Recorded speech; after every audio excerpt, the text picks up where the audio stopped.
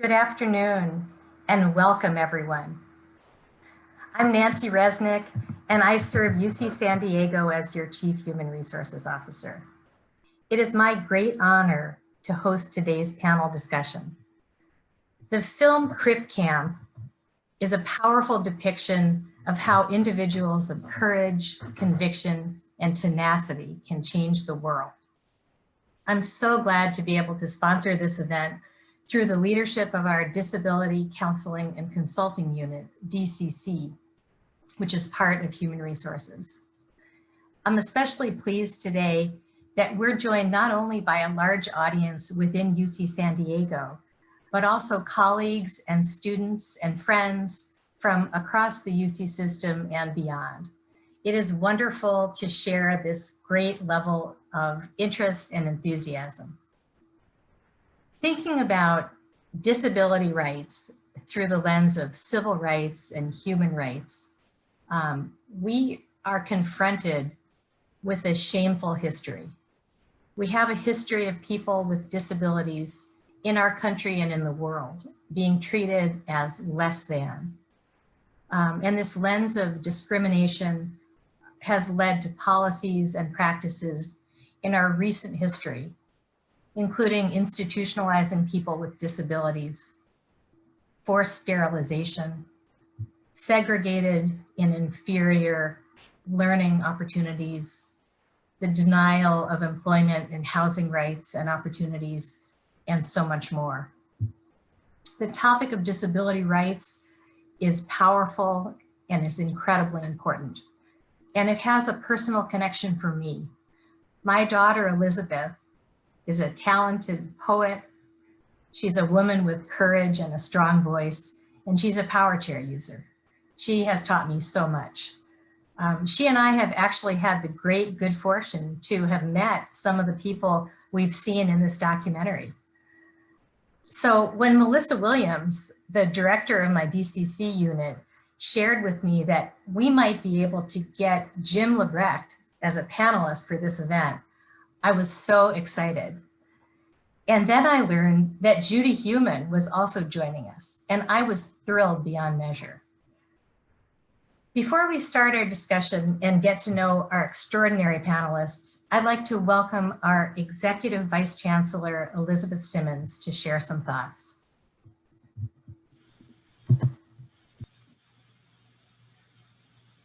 Thanks so very much, Nancy, and thank you for the really inspiring overview remarks, which I deeply appreciate. It's a great pleasure to be able to join you in welcoming everybody to today's discussion. As I'm sure everybody here knows, October is National Disability Employment Awareness Month, and this is the 75th observance of this special month. And 2020 is also the 30th anniversary of the Americans with Disabilities Act, the most comprehensive disability rights legislation in American history. The ADA was modeled on the Civil Rights Act of 1964. Just as the Civil Rights Act represents a powerful impetus for pursuing racial justice, so the ADA calls us to equitably include persons with disabilities in every aspect of our Triton community. Now, innovation is part of UC San Diego's DNA. And bringing together people with different perspectives, different backgrounds, and different life experiences can generate powerful new approaches to societal issues that otherwise can be intractable. As you will have seen in the film, while people with disabilities are often very adaptable and experienced problem solvers, they are still frequently overlooked when building teams to solve problems. So in these times, it is more important than ever that we all empower one another to develop solutions for the challenges that the pandemic has brought to light. Some of these challenges are directly related to the novel coronavirus, but others have deeper roots in our history. And I anticipate that today's discussion will be a great start. Now it is my pleasure to turn the floor over to our Vice Chancellor for Equity, Diversity, and Inclusion, Dr. Becky Pettit, who will introduce our panelists and start off the discussion. Thank you so much, EVC Simmons. I would now like to introduce our distinguished panel and say I am so thrilled to have this honor. First is Jim LeBrecht. Jim is co-director and co-producer of Crip Camp. A 1978 graduate of UC San Diego, Jim has 35 years of experience as a film and theater sound designer and mixer, author, and disability rights activist. Welcome, Jim. Great to see you. Nicole Newnham. Nicole is an Emmy-winning documentary producer and director, Sundance Film alumnus, and 5-time Emmy nominee.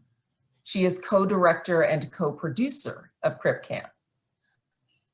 And the amazing Judy Heumann is an internationally recognized leader in the disability rights community.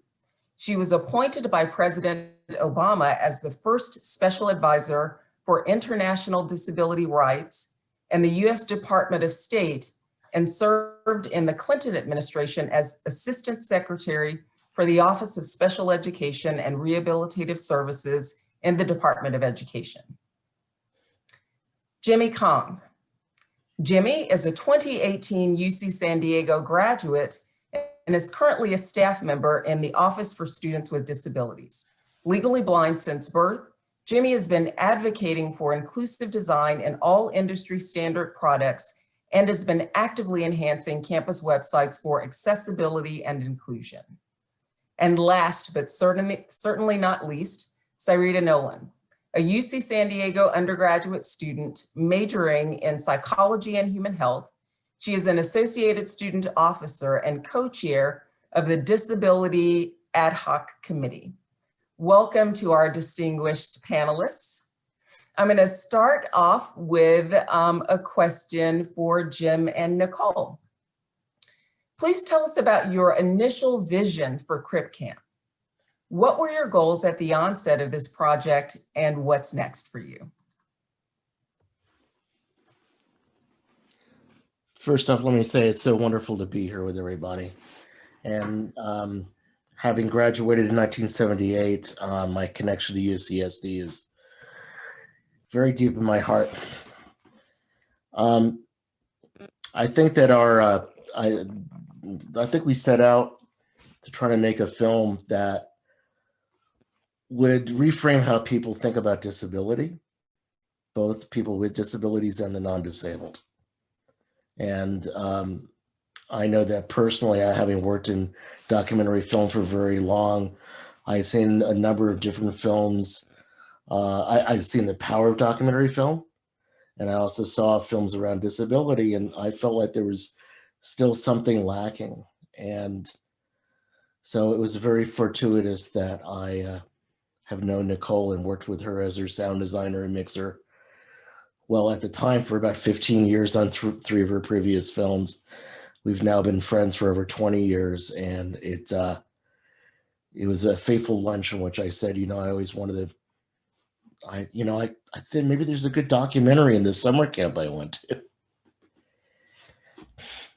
I was so intrigued when Jim started telling me about Camp Jened, because just the very way he was conjuring up this radical utopia for teenagers with disabilities in the early 1970s was already busting stereotypes that I hadn't even really been aware existed in my mind, you know, just when he told me about it. And when he said he thought there was a connection between the liberatory experience that he and Judy and other campers at Camp Jened had and the movement that came later, that was incredibly intriguing to me.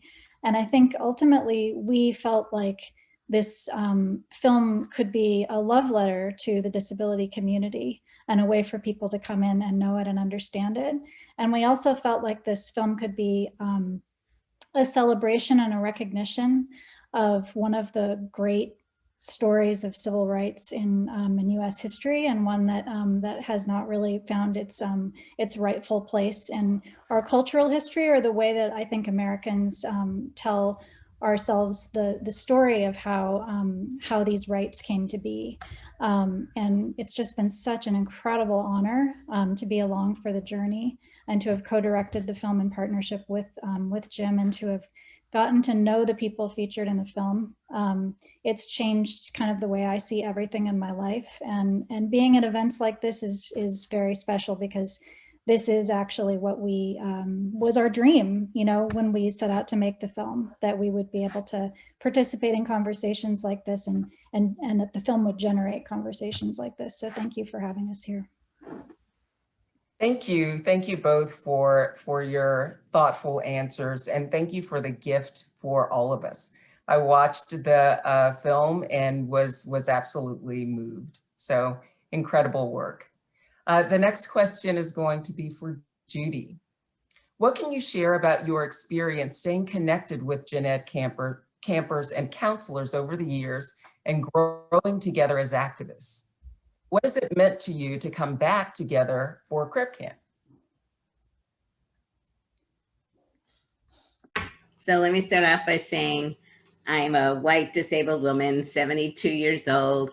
I have brown hair, which is about underneath my ears. I'm wearing red glasses.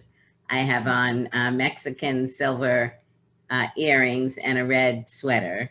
And I'm in the foyer in my apartment, and behind me are pictures of family and various memorabilia. And it's great to be here. I think, you know, I really never lost contact with many of the people at gen ed, because some of those people I knew before I went to Camp gen ed.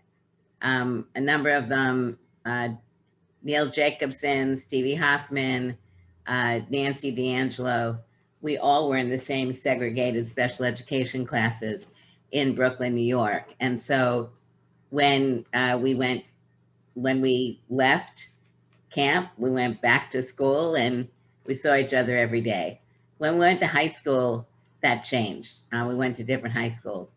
But over the course of the years, I think really because of the lack of accessibility, not just in New York, but other places all around the country, because we had no laws at that time that addressed the requirement of things like curb cuts or accessible buses or trains, and public buildings didn't have to be accessible, that we did a lot on the phone. So we would talk on the phone. My parents were friends with a number of my friends' parents, so we socialized a reasonable amount. When I moved out to Berkeley for graduate school, a number of those people moved from New York to Berkeley.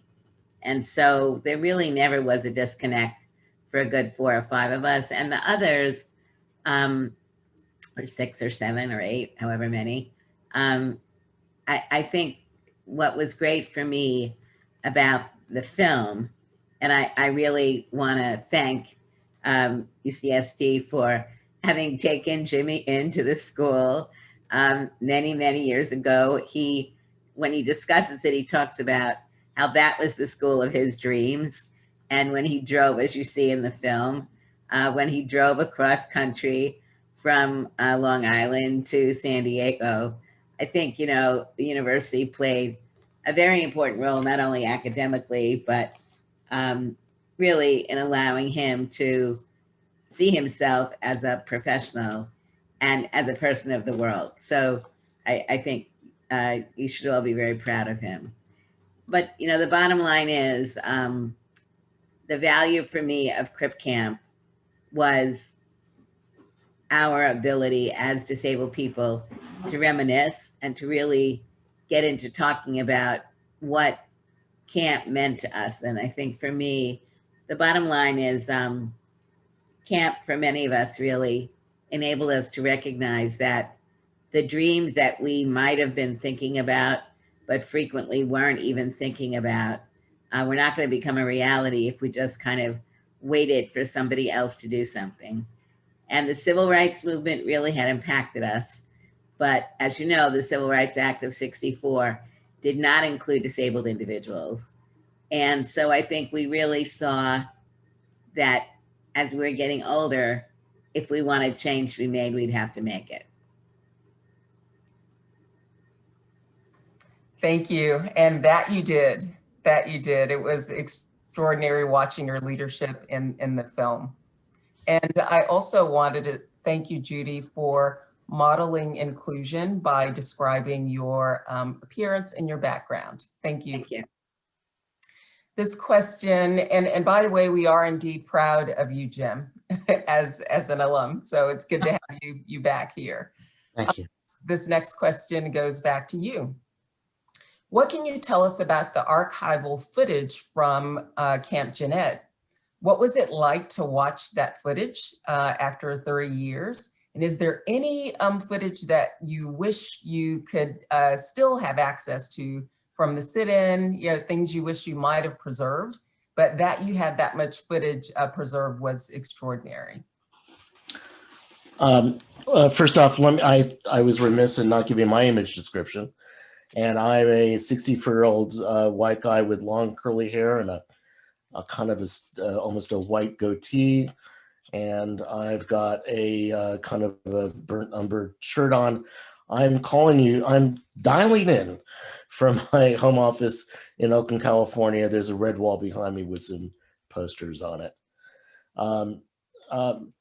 The footage from Camp Jened, the black and white video footage, was shot in 1971 by this incredible group, the People's Video Theater. And so they held on to all of those tapes for, for 45 years or so, when finally Nicole and I made contact with them. And as the story goes, Ben Levine, one of the people involved with that, had moved 17 times and had moved those box of tapes 17 times. So it's remarkable that it exists, and that we, and look, I had this great memory of these people showing up at camp. And I remember them handing me a camera one day to do a tour of the camp. And it was with that I said to Nicole, I remember these people and the tape deck and stuff, and they strapped the deck to the handlebars of my wheelchair, and I held the camera, somebody pushed me around, and all I can remember is the name of the group had the word people in it. And she basically doggedly for like 3 months tried to track down who these people might have been, and finally hit pay dirt, and found in the back of this recently digitized kind of Video Freaks magazine a little mention of a tape for sale of the the crab epidemic at Camp Jened for the handicap in Hunter, New York. So we had the name of the group, and eventually tracked down Howard Gutstadt, one of the people that was involved there, through a anarchist bookstore in San Francisco, which to me is a wonderful part of this whole story. And we eventually met him and were able to help finish financing the transfer of their tapes. So it's kind of a story about all of that. All of these were not in my personal collections, but there were people from Camp Jened, like Shelley Coy, one of our counselors, and Steve Huntingsbaum, who shot all of these black and white photographs that have been held on to. And when we got those, it was just remarkable what we were seeing. But Nicole, so you and I, we get this hard drive one day with all these videos, these 11 black and white videos on them. And it was like, I don't know, opening up, like, it was like Christmas morning. You want to talk about that for a second?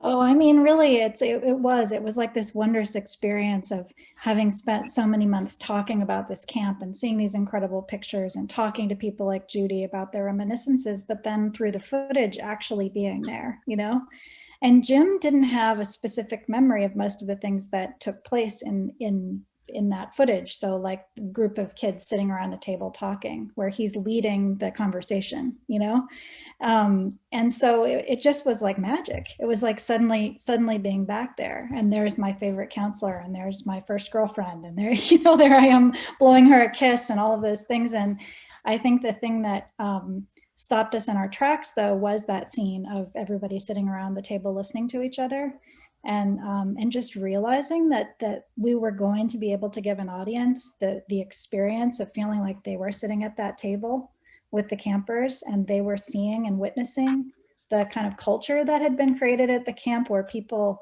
really listened to each other and really valued each other's experience and really were finding a sense of community and empowerment, then we really knew we had a very, very, very special film on our hands. I have a question that I've never asked either of you. Jimmy, was that staged?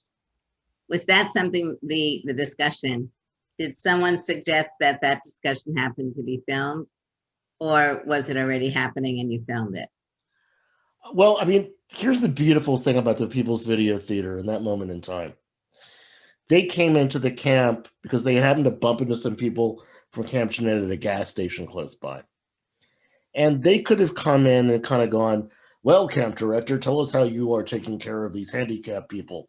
You know, that wasn't the time. That wasn't what these people were about. Right. What it was about was they wanted to take this new technology, Share a it. portable video, and bring it to marginalized communities.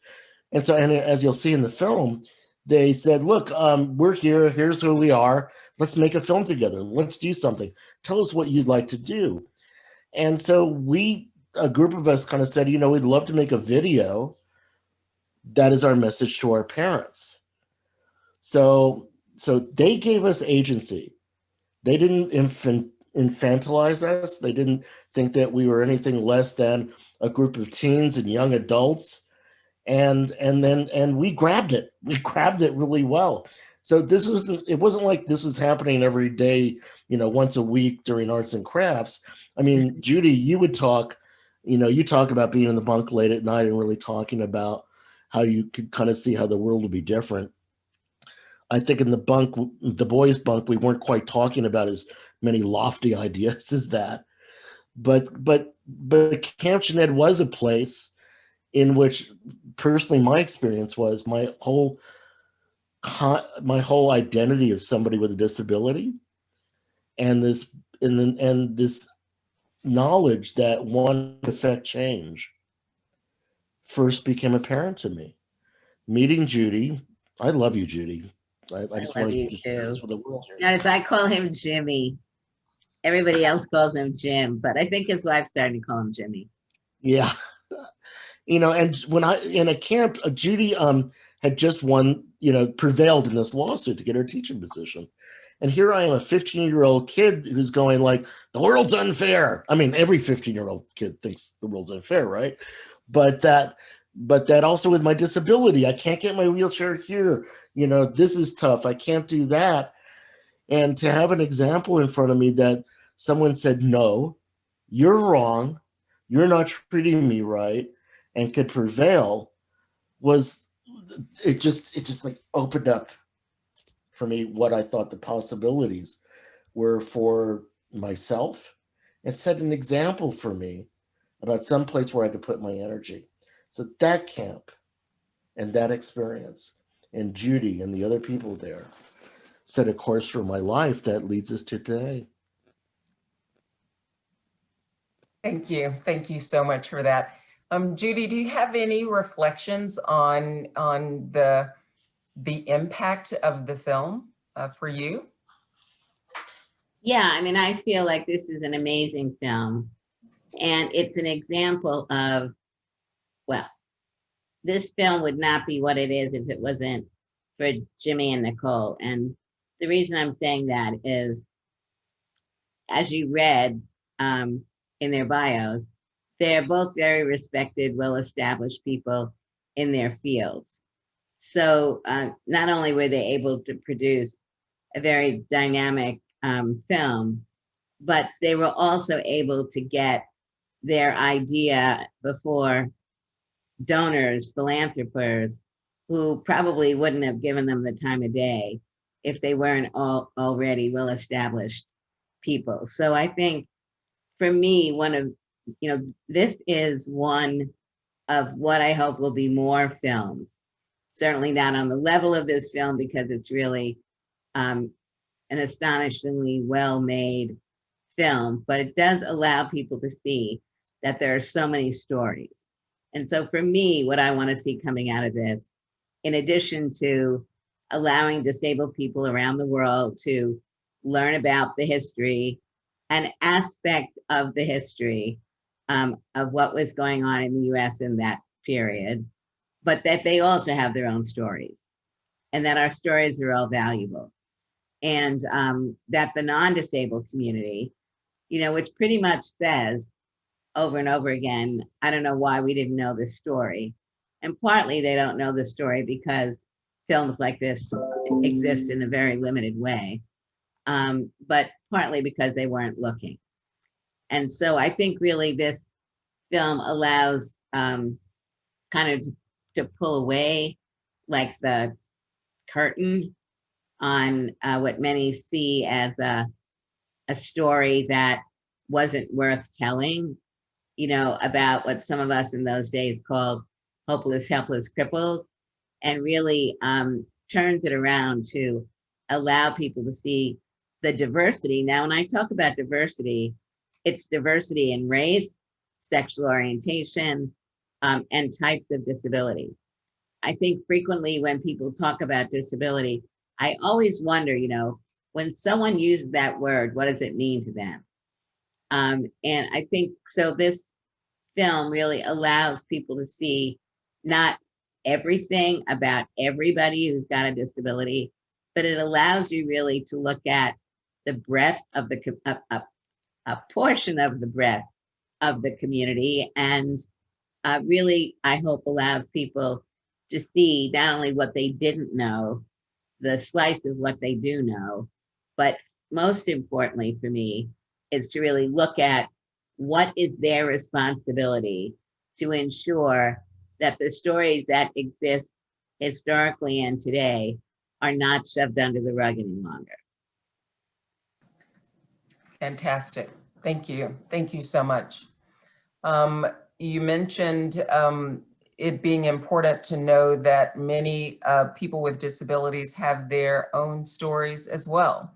I want to direct this next question to Syreeta Nolan, who is one of our student leaders.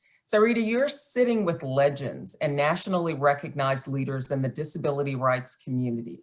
As an activist yourself, do you have any questions for Judy or Jim about furthering your advocacy and increasing disability awareness on our campus at UC San Diego? I have to acknowledge, OMG, I'm so excited to be here with Judy, with you, James, and oh my gosh, with you, Nicole. So, okay, now that I've gotten that one out. So, my first question, like, as I was thinking about how I wanted to formulate my questions, I wanted to see how UCSD viewed diversity, equity, and inclusion, and I found UCSD's strategic plan for inclusive excellence, 8 words of student-centered, research-focused, service-oriented public university. And in this 4-minute video, Dr. Ebene Williams, who directs our virtual experience and peer engagement initiatives, she says this quote that sticks with my heart that says, "I'm more engaged when I feel you value what I bring to the table." So this is a level of inclusion that I really dream to have in programs that will support me to my next steps in grad school or to a career. And I really find that I've turned to academic Twitter to fill that gap, especially with Disabled in Higher Ed that I co-founded. So all of this to ask, how do you envision a truly diverse, equitable, and inclusive higher education system for disabled students, and the role of the next generation of disability advocates to make this a reality? Jimmy, you want to? Sure. I mean, look, I think that the way that we make positive change is doing what you've done, Syreeta, by, you know, you reached out to me at one point and we started talking and made connections, and that it's important for us to be able to have access to people who can affect the change. And it's important for us to find the community that allows us as a group to have kind of, you know, our what do they call it? Our hive mind, you know, all of us coming together and listening to each other and understanding what our needs are. And when I say needs, I almost felt funny. Like, I don't want to say our needs. I also want to say that when we exclude anybody, when we marginalize anybody, we're losing something. And if you don't know that community or you don't know those people, you may not know the value of their perspective and how that can make your life better. And certainly the thing, you know, I'm constantly learning kind of how to talk about my disability or my community. And one of those things that has really come up recently is just talking about how we have a unique perspective. And it's not based on whether I can get in or out of my wheelchair or what I can't see or hear. But it's based on looking at life from a unique perspective that, if we're fortunate enough, can provide us with greater empathy and greater understanding for other people. I come back to the 504 sit-in part of the film. And something that Corbett O'Toole says is that we listened to each other and we believed each other. And if you said, I need this, you know, I'm going to listen to you because I don't have your lived experience. And if anything, I think that if there was a goal for Crip Camp that went beyond reframing disability for people, it was that people could look at Crip Camp as a universal message about how to feel about yourself and how to feel about others. So to answer your, sorry, I feel like I just gave a sermon here. I want to say that, you know, when I came to UCSD in 1974, within a year, I'd helped establish the Disabled Students Union there. And so it is possible for us at a university level to organize, but we must also not silo ourselves, but be involved in the other movements. And that was what was happening at UCSD in the mid-70s. And I think that's a roadmap that we can't just be siloed, but that, you know, our needs and our struggles are so similar to everybody else's. And when we show up for those folks, as we see in Crip Camp, we got so much support in that building from the Black Panthers and from other groups in the Bay Area that allowed us to stay in that building. Well, us, Judy, other folks, for as long as they did. Thank you so much for the question. And let me say that on the one hand, I don't really know much about the school, so my comments will be more generalized, and you may be able to say, oh no, we're doing that, we're doing this, we're doing that, that's great. But I would say that universities are still failing the disability community. And I say that because most universities, or many universities, are still looking at the issue of physical access and access for deaf people or blind people or whatever it may be. And they don't realize that this is an obligation that they've had since 1973. And the reason why disabled students go to universities is to learn.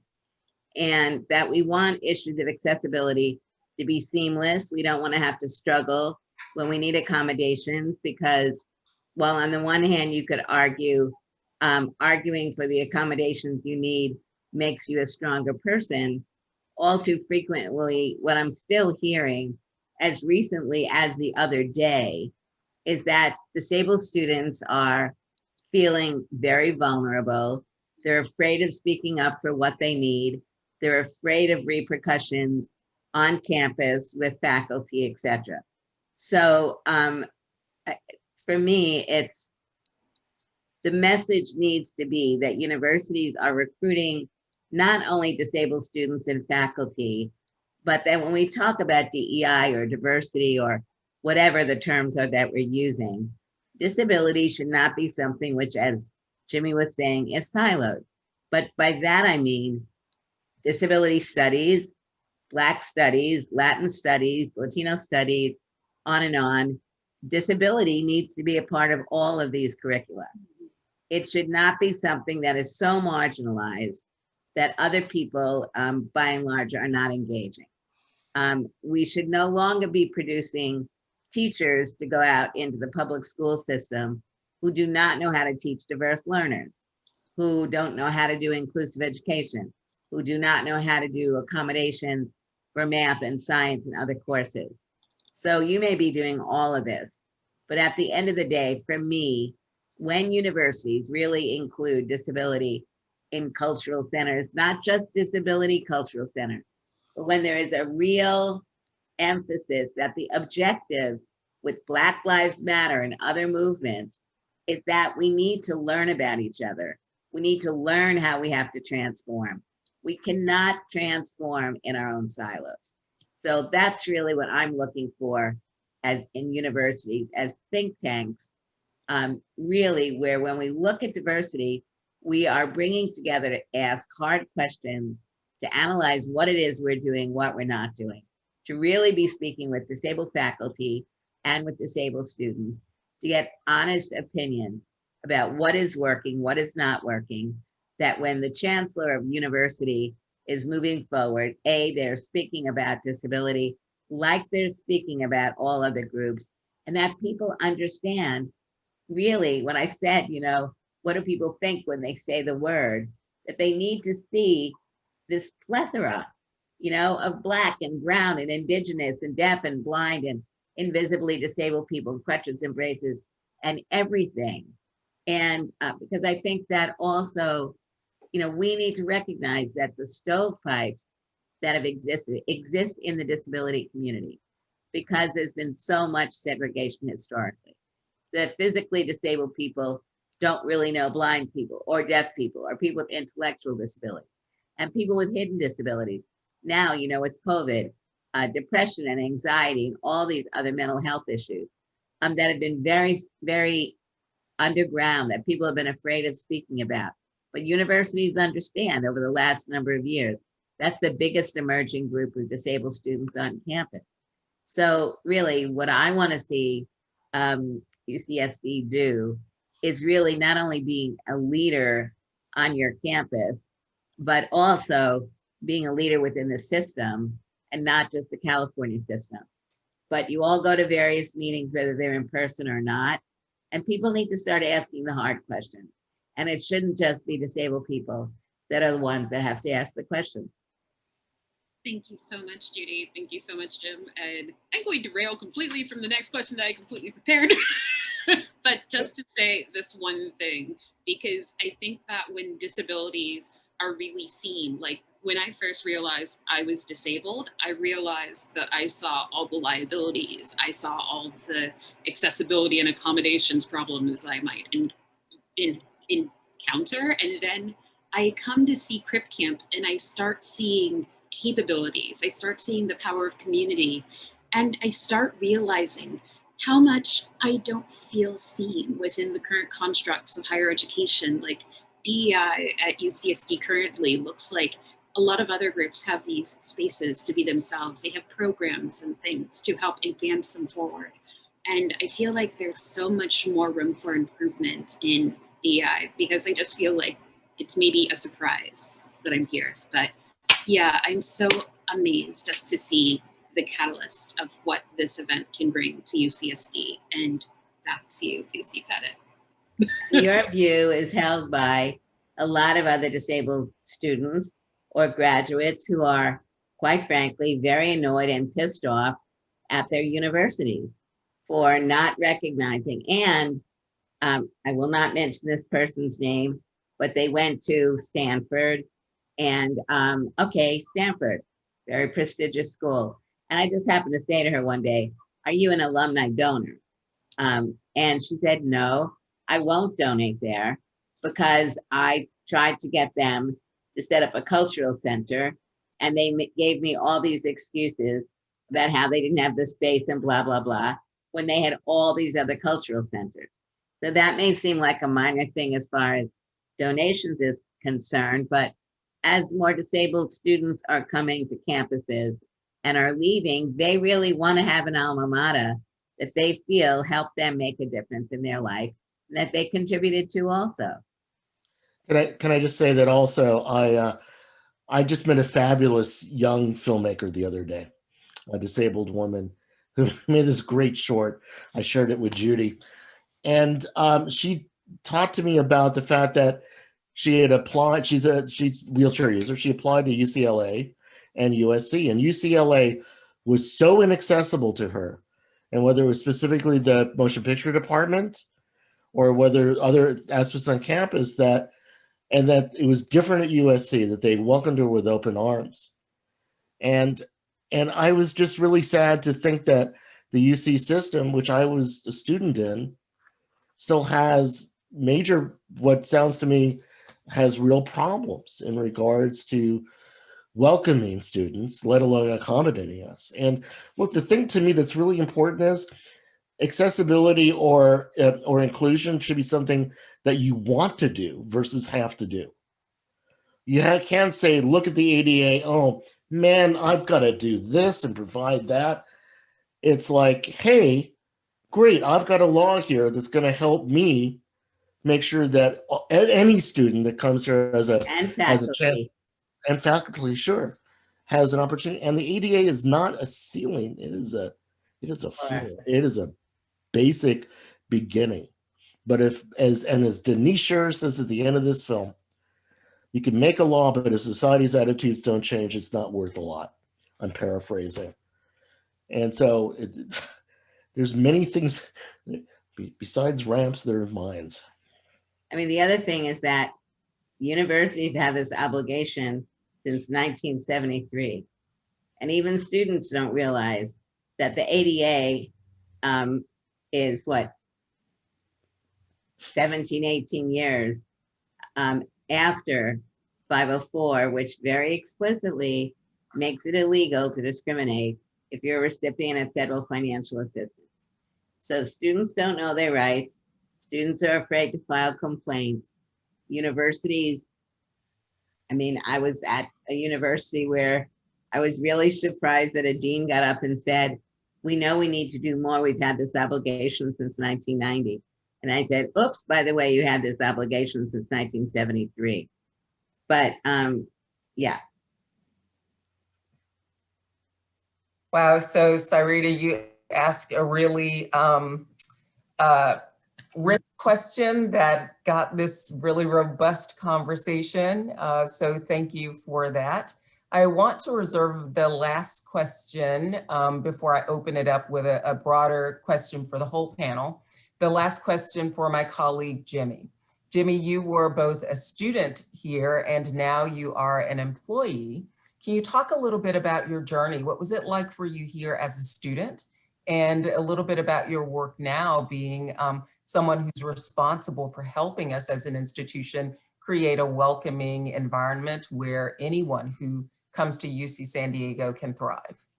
Yeah, thank you so much for having me. And before I begin, I guess I will describe myself. So I'm wearing glasses. I'm wearing like they're like kind of like trapezoid shaped glasses for each spectacle. And then I'm wearing a button down black shirt and I have wavy black hair. And then I'm actually in Santa Rosa, California, calling into Zoom right now. So yeah. Okay, so basically to begin, I would like to kind of divide this into two distinct parts, which is how I felt inside the classroom when I was a student and also outside the classroom. Then we can go on from there. So to begin, basically my majors were music and visual arts media. Now, my long-term goal is to become a film score producer. And that is basically my biggest goal. So as you can tell, these majors are not really meant to be done by a blind person. They're pretty visual. But inside the classroom, I have to give thanks to those professors that were best at being inclusive, being organized during their classes, and also preparing to adapt for different types of situations, different types of learning styles. That's very, very, very important. Now, I'm going to debunk the myth right here. You could probably think, oh, well, music should be the most accessible out of the two, music and visual arts. But unfortunately, visual arts is more accessible than music. It's not because of the departments here, it's because of the software. Now, computer software is always a hit or miss when it comes to accessibility. And it's very, very crucial to have accessible software now because everything, a majority of stuff is done on computers. So visual arts, there's amazing, video editing software made by Apple called Final Cut Pro, and it's really accessible. You can use it with assistive technology and everything. It's amazing how much all-nighters I had to pull just to use Adobe Premiere or Adobe products in general because they weren't accessible. Whereas Final Cut, I was able to just cut it very quick and get it out there. And it was amazing. Now, software for music, unfortunately, is not like that. So music notation software, not accessible, except for one that's really hard to use and very tedious to learn. There's recording software like Ableton, not accessible. And even DJ software, which I use for my DJ CJ business, it's not accessible either. And you would think, oh, DJing would be accessible because Apple Music and Spotify are accessible, but no, the DJ software is not accessible, unfortunately. So with that being said, we have amazing technology on this campus for blind and low vision students and individuals called IRA. So basically what IRA is basically you can call into an agent and they can assist you in navigating an inaccessible piece of software or reading an inaccessible piece of PDF, like a PDF.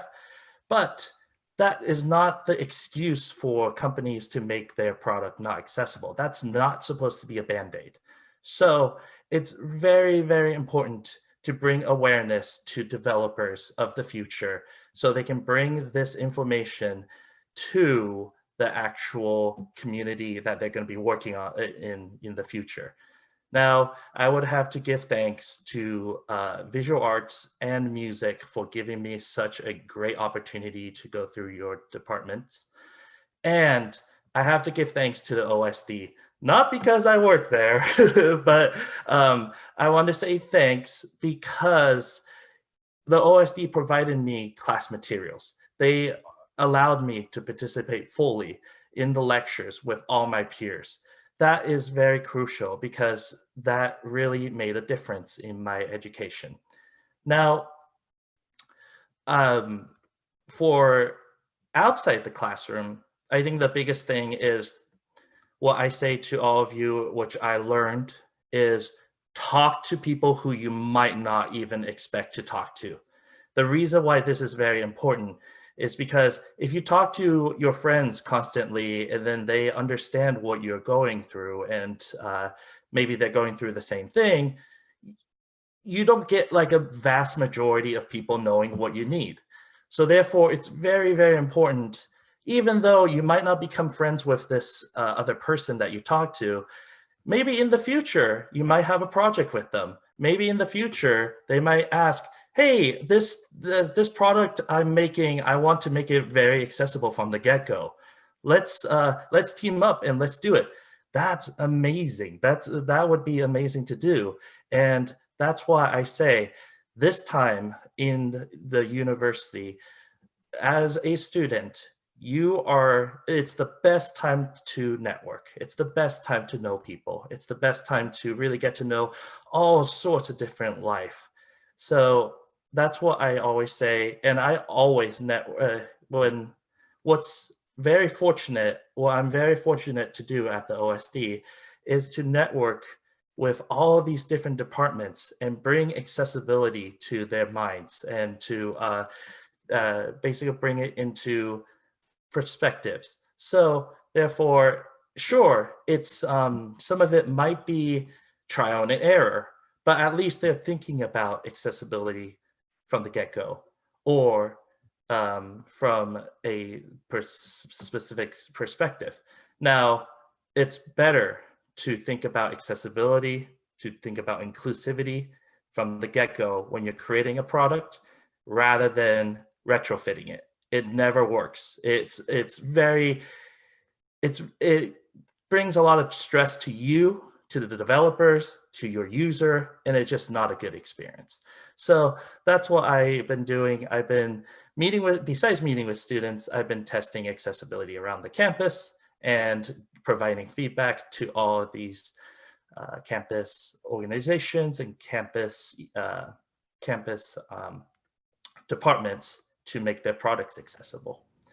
And This is Judy. yeah. I just have a question. What's your vision of your future? What do you want to be doing in the future? My vision of my future is to go to grad school and to create a piece of music notation software, or in general, music software that's accessible. So I can use it in the actual field, in like when I'm composing scores for films, because right now there's none that are easy enough to use. It's just, unfortunately, that's what the case is. And I really want to go to grad school to focus on that. And along with that, you know, I always try to push diversity, equity, and inclusion. And I will answer this in one of the future questions that we have. But basically, I will always try to push people to design with accessibility in mind, even when I'm in grad school. So.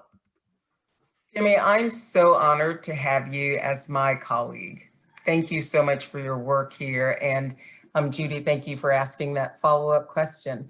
This really is all the time we have. I wish we had a whole nother hour to have this conversation. I want to thank you all again for the fantastic film. Thank you for joining us today. Syreeta, thank you for your leadership. This has been really a meaningful conversation, and I'm going to turn this over now again to my colleague, Nancy Resnick, for closing comments. And thank you very much for doing a great job. Yeah, thank you, everyone. Thank you, everyone, so much. And you're welcome to everyone who's on the panel. Let's just have a chance to see each other. Becky, thank you for moderating, for your partnership as always. And thank you to everyone who's joined us today. This has truly been a wide-ranging, inspiring, and enlightening discussion. And I think we've generated some incredible momentum here. And I know I have learned a lot, and I have things to think about and take away, and I feel very inspired. We are incredibly fortunate as human resources to be able to host such an extraordinary and accomplished panel. We've presented this event, as you know, as part of National Disability Employment Awareness Month, and I want to give a shout out to a couple things. One is Superfest, and Superfest is an incredible event. Jim LeBrecht is actually leading a panel discussion, I believe, over the weekend, based on what I saw, but it is an international film festival based in Berkeley. I had the good fortune of being able to attend for many years, actually with my daughter, Elizabeth. It is an extraordinary opportunity, and we're putting information about that in the chat for you to look at. We also have, with thanks to Jimmy in particular and others as well, the UC San Diego Office for Students with Disabilities virtual art exhibit, which I encourage you to check out as well. As we know, this is a very rich conversation and actually could go on for considerably longer, and we would all benefit from that and learn more and gain more. But I feel like we have huge takeaways around disability identity, around community, around the power of individuals to actually effectuate real meaningful change. We are so, again, grateful to you for making the time to join us, and we have true pioneers who have left an incredible legacy, And we have people who we know we're going to leave an incredible legacy as well as part of this panel. So thank you all so very, very much. And with that, I wish you all a wonderful rest of your day. Thank you for joining us. Thank you all very much. Thank you, everyone.